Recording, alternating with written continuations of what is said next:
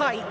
It should be 6:06 for those men. We'll leave the men's pole vault as we head back towards the next track event, which is the men's 100 metres. Again, one of the highlights of this programme here in Cachao, and largely the same lineup as we had in Xiamen, plus the addition of Kishane Thompson, who's starting his outdoor season here in China. Rohan Watson from Jamaica goes in lane 1, 5th at the World Indoors in Nanjing, in lane 1 for the second week running.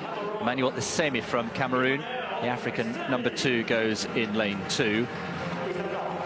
Letsiri Toboko was disappointed maybe with 10-2 last weekend, but he is still building speed and sharpness after the 400 metres in the first few events of this year, building his endurance. He's still working on speed. Now, Kishane Thompson, Olympic silver medalist in Paris, of course, in the closest Olympic final in history. 5/1000ths of a second. He doesn't race very often. The fact that he's made the long trip suggests to me that he fancies his chances.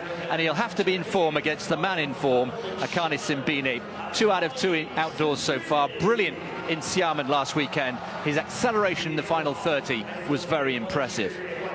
Christian Coleman, the indoor specialist, of course, over 60 metres, got a great start last weekend, but couldn't quite finish it and ended up in 4th place. He's in lane 6. Ferdinand Omanyala, also a great starter, powerful, the reigning African champion. Second behind Simbine last weekend. What can he do here in Cachao? Jeremiah Azu, European world indoor champion, very relaxed, hitting all the right notes at the moment, enjoying his athletics back with his original former coach, Helen James. And Xie Junye gets a great reception from the crowd for China in lane 9, 3 times a 4th placer at the world indoors.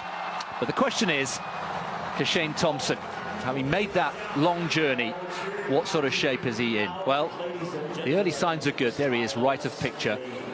Ran 6:48 into a headwind outdoors, and then 6:56 indoors over 60 metres. So the omens are good. He's got a fantastic start and a great finish as well. So the big names: Toboko in 3, Botswana; Kishane Thompson in 4; Simbine in the red, the man in form here, in 5; Coleman in 6; Omanyala 7; Azu in lane 8. Men's 100 metres.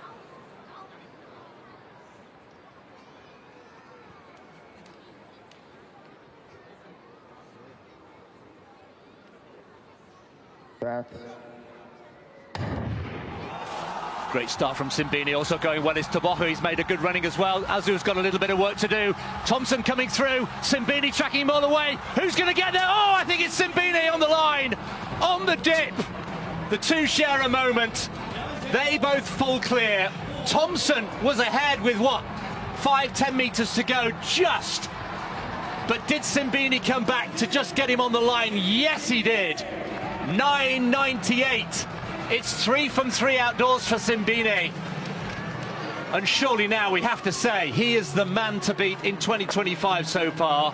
He's put together a brilliant sequence. Thompson, in his first race, stole a march, but was pipped on the line. And Toboko, with an improved performance from last week. We talked about his sharpness and speed getting better and better. There's the top 3: Simbine, Thompson and Toboko. Great start from all 3 of those men that ended up in the eventual 3. Toboko, that was much, much better than we saw in Xiamen last week. Now, at this point, Thompson, he just tightened up for me. He just forced it ever so slightly. And Simbine just stayed relaxed. Look at the South African here. He is straining. He's working hard, but he's staying very smooth. Whereas for me, Kishane Thompson, he was just trying to muscle it out. And see, look at this front-on picture here. Thompson just rocking and rolling side to side. Simbine almost focusing all that desire straight forward, and he just gets there ahead of Thompson. And Toboko, for me, it was a bit of a wry smile at some point over that finish line we saw in one of the shots, to just saying, all right, that's more like it, that felt good. So great to see Toboko so close to 10 seconds. Yeah, 10-2 becomes 10-0-3. That is improvement. There was no sense of panic from Toboko in the press conference yesterday. Long season ahead. You'll hear us and the athletes say that time and time again. Let's look at it again, though. This is a high-quality field, no doubt about it. We've got Azu there, second left from picture, who faded a little bit. But Thompson, an absolute class act at this stage. He thinks he's got it, but you're right. He starts to tighten up, and look at how relaxed, relatively, Simbini is. And just on the dip there, by a hundredth of a second, gets the nod. And it was nice to see them immediately have a nice reaction, spontaneous reaction at the end of the race. But Simbini, that acceleration in the final 20 is impressive.